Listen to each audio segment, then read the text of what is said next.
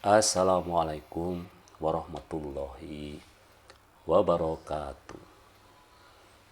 Alhamdulillah, alhamdulillah wa syukurillah, wala haula wala quwata illa billah. Saudara-saudaraku, isu-isu perpolitikan di hari ini, terus banyak berita-berita baru ya tentang berbagai persoalan politik yang kita hadapi ya. Dan kali ini saya mencoba membacakan ya satu berita yang cukup hangat, dan tentu ini menjadi satu berita yang penuh muatan politis ya. Dan karena sudah lama yang kita kecimpungi, yang saya cimpungi atau yang saya tekuni adalah di bidang kesehatan, maka pembahasan tentang aspek politik ya, kehidupan sosial politik di Indonesia untuk hari ini yang akan kita bahas adalah tentang fenomena dipecatnya ya Dekan Fakultas Kedokteran UNER ya, Universitas Airlangga di Surabaya, yang dikenal sebagai Prof. Bus atau Profesor Budi Santoso. Dan kemarin ya di hari Selasa tanggal 9 Juli sudah dilantik kembali ya.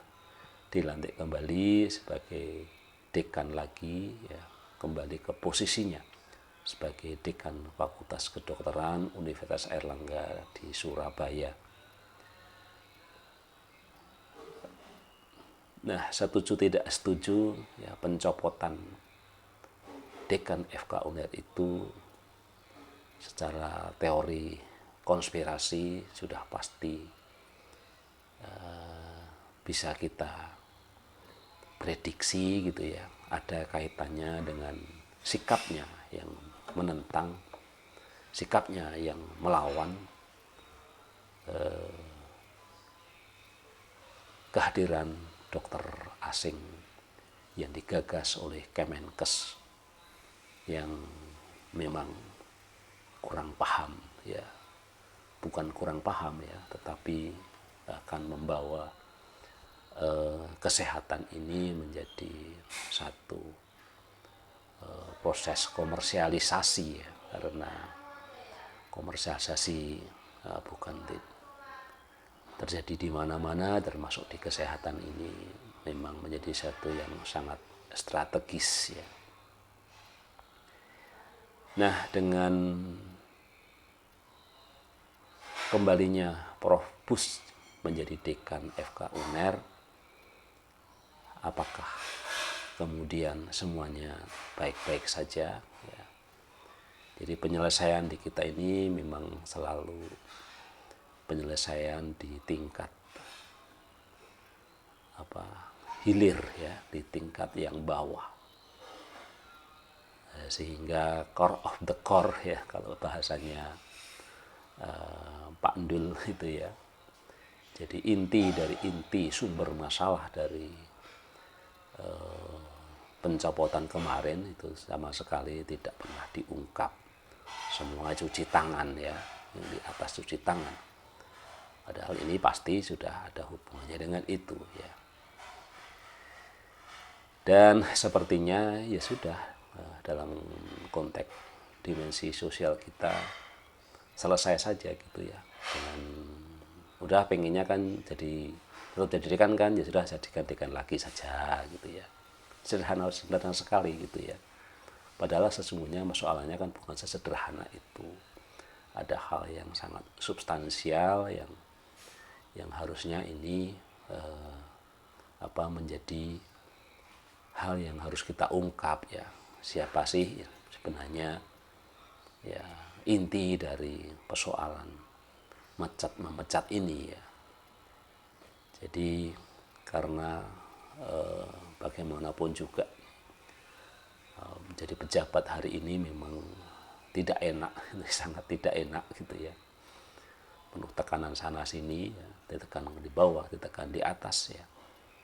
Dan tentu kita dalam konteks permakluman gitu ya, kita harus memaklumi apa yang dilakukan oleh Rektor Universitas Airlangga Surabaya itu, dan kita juga memaklumi gitu ya kalau harus melewati perjalanan ini ya. Persoalannya adalah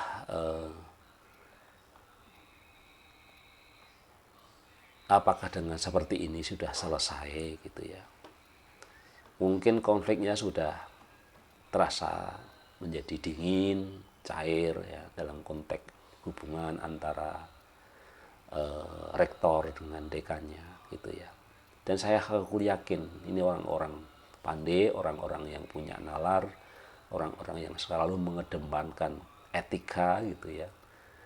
Sudah pasti dengan cepat mereka akan menjalin keakraban kembali, karena sesungguhnya di antara mereka tidak ada perbedaan ya. Hanya saja lagi-lagi karena tekanan-tekanan dari luar sono ya, yang terus dilakukan ya, sehingga menjadikan rektor salah langkah ya. Dan kemudian di akhir konferensi persnya ini juga semuanya menghindari pertanyaan-pertanyaan berkenaan dengan tadi sumber masalah itu sendiri kan gitu ya. Jadi mereka ini sudah selesai gitu ya. Jadi intinya adalah sudah selesai saja gitu ya. Jadi dalam konferensi pers kemarin ya, Nasih menegaskan, Nasih ini rektor UNER ya, bahwa SK pemberhentian segera dicabutnya kembali dan Prof. Bus sudah bisa bekerja kembali menjadi dekan FK besok hari ini ya, Rabu 10 Juli. Sudah selesai ya, kata guru besar dari Fakultas Ekonomi dan Bisnis ini, sambil juga menyebut Budi Santoso sahabatnya lalu merangkulnya ya.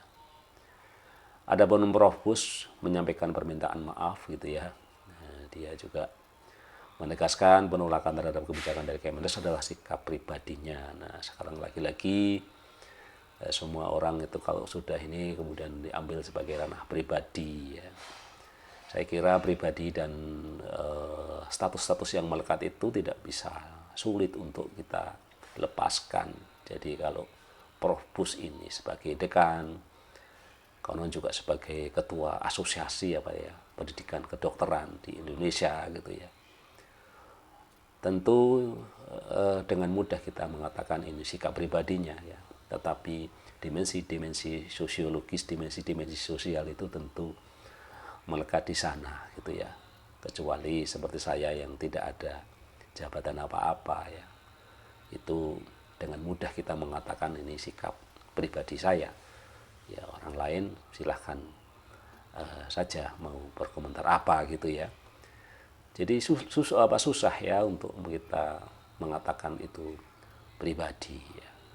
Jadi ketika orang sudah ada dalam struktur kekuasaan ya, struktur politik ya, memang kita harus membagi-bagi ini sikap pribadi atau ini sikap institusi ya. Tetapi itu tidak mudah, secara sosiologis itu akan saling berkaitan ya. Nah, lalu bagaimana ya kelanjutan dari sikap soal dokter asing pasca hari ini ya. Kedua-duanya menolak berkomentar ya sebenarnya ya. Baik Pak Rektornya, bahkan juga Pak Prof. Busnya ya. Nasih menolak membeberkan sikapnya, dia hanya menyorot ke Budi Santoso dengan mengatakan dekan itu bagian dari UNER, jadi ini masalah posisi beliau sebagai dekan ya. Jadi pernyataannya dilarikan ke pribadi, tetapi keputusan pemberhentian karena dia sebagai dekan ini kan jadinya lucu-lucuan kan gitu ya. Sebagai catatan yang harus kita catat baik-baik bahwa Menteri Kesehatan Budi Sadikin ini adalah anggota Majelis Wali Amanat UNER periode 2022 sampai 2027 dari unsur masyarakat. Jadi dari sisi ini saja sudah kita bisa melihat keterkaitan itu ya. Jadi memang kalau saya dari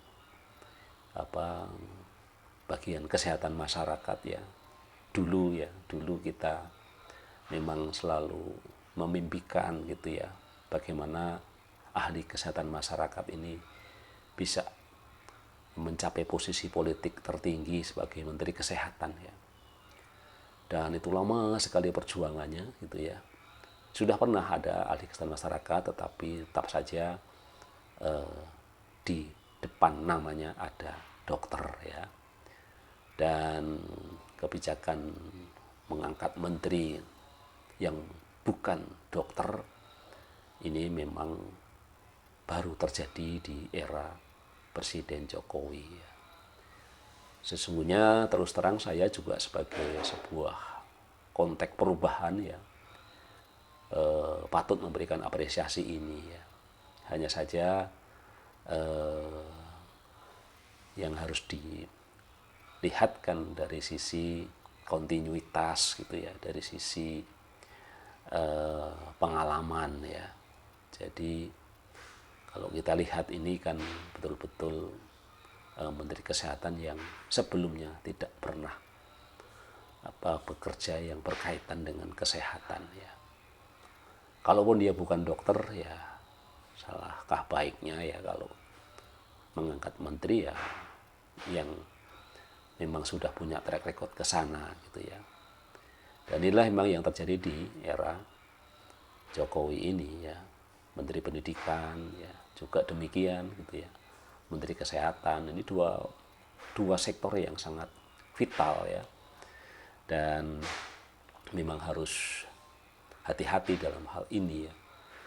Jadi kalau hari-hari ini orang sering mengatakan carut marut ya di dunia pendidikan dan juga di dunia kesehatan ya, tentu ada juga andil dari mungkin salah posisi tadi ya.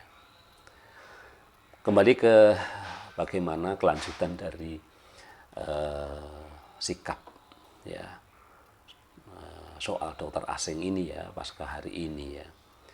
Kita lihat jadi memang sekarang pada calling down gitu ya. Sehingga ya istilahnya dalam konteks organisasi ya kita diem dulu lah gitu ya. Jadi Profesor Nasir ya, Profesor Rektor UNER itu mengatakan bahwa kebebasan akademik itu tetap dijunjung tinggi ya, dengan menyampaikan bahwa Universitas Erlangga punya 3.500 publikasi sebagai bagian dari kebebasan akademik, jadi tidak masalah selama di mimbar akademik ya. Mengkritik pemerintah boleh asal pada tempatnya. Jadi kan kemarin itu tahu tempatnya atau tidak gitu ya. Jadi kalau kita membolak-balik nanti bisa balik-balik lagi gitu ya. Kalau tidak pada tempatnya kenapa sekarang diangkat lagi gitu ya. Artinya kan diangkatnya lagi ini kan lebih karena kekuatan netizen ya, kekuatan arus bawah yang memang sudah sangat keterlaluan ya. Kemudian dari sisi Prof. Bu sendiri juga tak banyak memberi jawaban atas pertanyaan yang sama ya. Walaupun dia berjanji tetap akan mengkritik pemerintah untuk kebijakan izin praktek dokter asing. Ya. Jadi katakannya ya mengkritik dengan cara-cara yang mungkin berbeda ya. Jadi dari sisi itu perjuangannya untuk mengkritisi itu mungkin caranya berbeda gitu ya. Dianggap yang kemarin itu menimbulkan huru-hara. Nah, cara yang berbeda itu memang penuh dengan penafsiran ya. Baik, jadi inilah pembungkaman lagi terhadap demokrasi kita. Wassalamualaikum warahmatullahi wabarakatuh.